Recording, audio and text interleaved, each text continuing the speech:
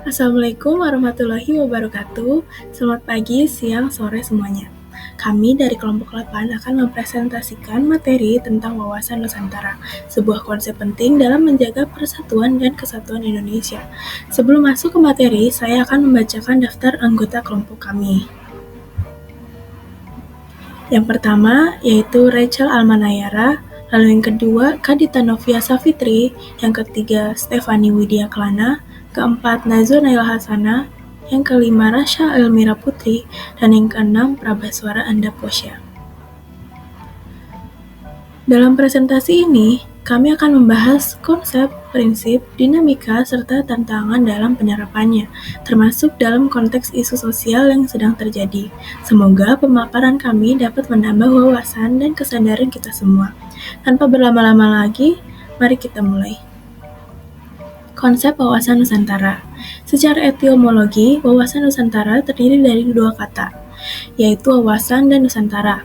Wawasan merupakan kata kerja yang berasal dari bahasa Jawa. Wawas mengandung arti melihat, memandang. Wawasan Nusantara adalah cara pandang dan sikap bangsa Indonesia mengenai diri dan lingkungannya, dengan mengutamakan persatuan dan kesatuan bangsa serta kesatuan wilayah dalam menyelenggarakan kehidupan bermasyarakat, berbangsa, dan bernegara. Nah, selanjutnya itu kita akan membahas mengenai mengapa diperlukannya wawasan Nusantara. Jadi, wawasan Nusantara merupakan cara pandang bangsa Indonesia mengenai diri dan lingkungannya yang sesuai dengan Pancasila dan Undang-Undang Dasar 1945. Wawasan Nusantara memiliki peran untuk membimbing bangsa Indonesia dalam penyelenggaraan kehidupan. Wawasan Nusantara juga dapat menjadi pedoman, dorongan, motivasi, rambu-rambu dalam menentukan segala keputusan, kebijakan, tindakan, dan perbuatan bagi penyelenggaraan negara di tingkat pusat maupun daerah. Nah, kaitannya dengan kasus Rohingya yang dimana pada tahun 2023 Indonesia khususnya di Banda Aceh menjadi sorotan akibat insiden pengusiran pengungsi Rohingya yang terdampar di Aceh. Insiden ini mencerminkan ketegangan antara kewajiban Indonesia sebagai negara dengan komitmen terhadap kemanusiaan dan kebutuhan untuk menjaga stabilitas sosial. Jadi, kaitan wawasan Nusantara dengan pengusiran pengungsi Rohingya itu mengenai rasa kemanusiaan dalam wawasan Nusantara. Wawasan Nusantara ini mengajarkan tentang pentingnya solidaritas antar sesama manusia.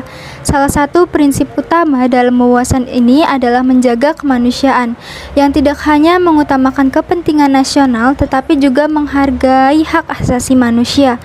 Para pengungsi Rohingya yang sebagian besar berasal dari Myanmar melarikan diri karena penganiayaan etnis dan agama yang brutal. Indonesia sebagai negara yang mengedepankan nilai Pancasila dan memiliki pengalaman dalam mengelola keberagaman, seharusnya menjadi tempat yang aman bagi mereka yang terjebak dalam krisis kemanusiaan.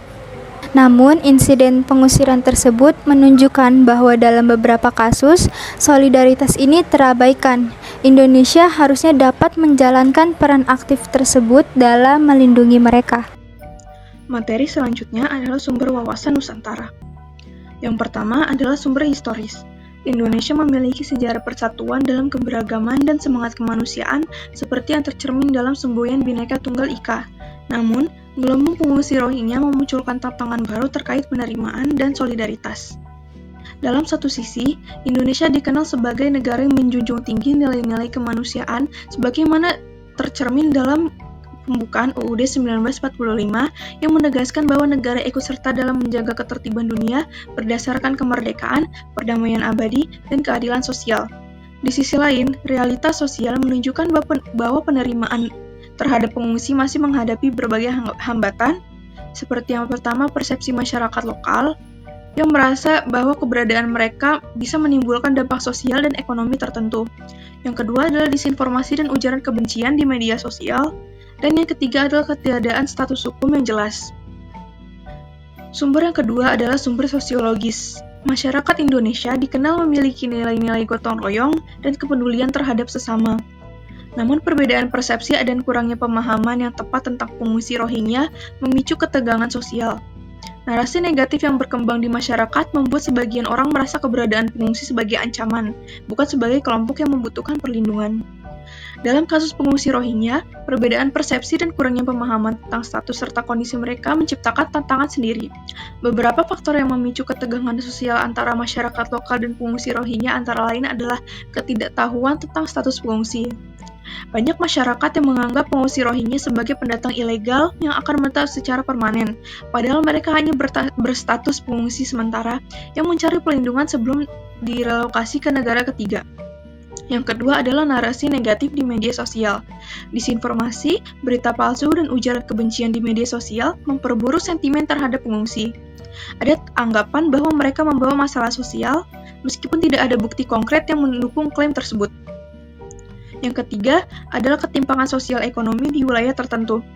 Di daerah seperti Aceh, di mana tingkat kesejahteraan masih beragam, kehadiran pengungsi sering dilihat sebagai tambahan beban bagi masyarakat lokal, terutama jika bantuan kemanusiaan yang diberikan kepada pengungsi dianggap lebih besar dibandingkan dengan bantuan kepada warga setempat. Yang keempat adalah kurangnya edukasi tentang hak asasi manusia dan kemanusiaan global. Meskipun masyarakat Indonesia dikenal ramah dan toleran, kesadaran tentang kewajiban internasional terkait perlindungan pengungsi masih rendah. Banyak orang yang belum memahami bahwa melindungi pengungsi adalah bagian dari tanggung jawab moral dan kemanusiaan, sesuai dengan nilai-nilai yang dipegang Indonesia. Untuk mengatasi ketegangan ini, diperlukan langkah-langkah seperti penyuluhan dan sosialisasi kepada masyarakat tentang siapa sebenarnya pengungsi Rohingya serta bagaimana peran Indonesia dalam menangani mereka.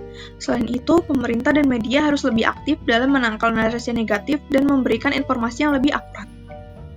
Sumber yang ketiga adalah sumber politis.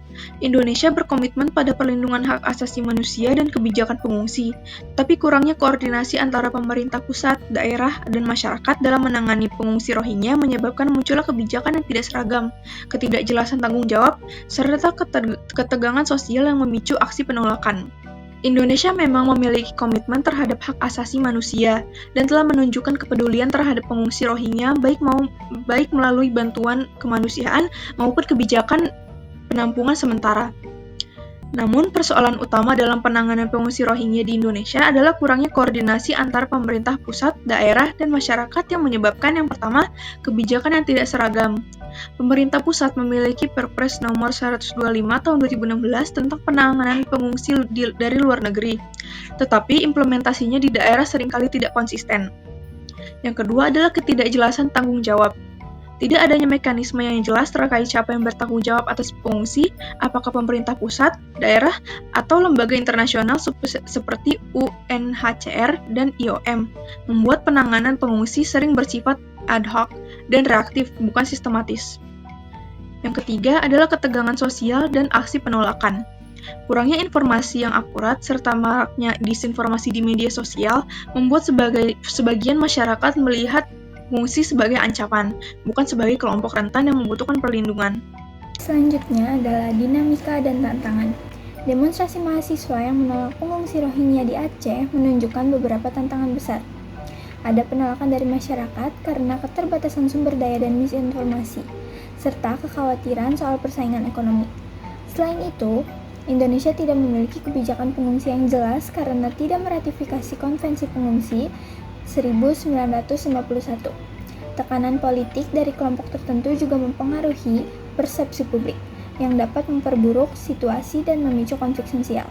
Contoh nyatanya dari tantangan ini terlihat dalam demonstrasi di Aceh di mana penolakan terhadap pengungsi, kekhawatiran ekonomi, dan manipulasi isu oleh kelompok politik memperburuk keadaan. Ini menunjukkan pentingnya kebijakan yang jelas dan penanganan yang hati-hati agar tidak memicu ketegangan sosial. Selanjutnya ada esensi dan urgensi wawasan Nusantara. Esensi wawasan Nusantara dalam kasus ini adalah mempertahankan persatuan, toleransi, dan penghormatan terhadap hak asasi manusia sebagai bagian dari keberagaman Indonesia. Urgensinya adalah untuk mengedukasi masyarakat agar lebih memahami posisi Indonesia dalam konteks global terkait perlindungan pengungsi serta meningkatkan kesadaran akan tanggung jawab kolektif dalam menjaga nilai-nilai kemanusiaan. Wawasan Nusantara seharusnya menjadi dasar dalam menyelesaikan ketegangan sosial dan politik yang muncul dalam masyarakat, terutama terkait isu-isu yang menyangkut kemanusiaan dan keadilan sosial. Selanjutnya akan dilanjutkan oleh teman saya. Kesimpulan, kasus ini mencerminkan pentingnya penerapan wawasan Nusantara dalam menjaga persatuan nasional, keadilan, sosial, dan ketahanan negara. Penolakan terhadap pengungsi Rohingya menunjukkan tantangan dalam menyeimbangkan kepentingan masyarakat lokal dengan nilai kemanusiaan. Dengan memahami wawasan Nusantara, bangsa Indonesia dapat bersikap lebih bijak dalam menghadapi isu global seperti pengungsi, memastikan stabilitas sosial, serta menegakkan nilai kemanusiaan tanpa mengabaikan kepentingan nasional. Sarannya adalah, yang pertama, edukasi publik. Masyarakat perlu memahami status dan hak pengungsi Rohingya serta kewajiban Indonesia agar tidak terjadi kesalahpahaman. Yang kedua, ada koordinasi pemerintah. Sinergi antara pemerintah pusat, daerah, dan lembaga internasional diperlukan untuk kebijakan yang jelas dan menghindari konflik sosial. Yang ketiga, penyaringan informasi. Media dan pihak berwenang harus menangkal hoaks agar opini publik tidak dipengaruhi narasi negatif. Sekian dari kelompok kami, kurang lebihnya mohon maaf. Wassalamualaikum warahmatullahi wabarakatuh.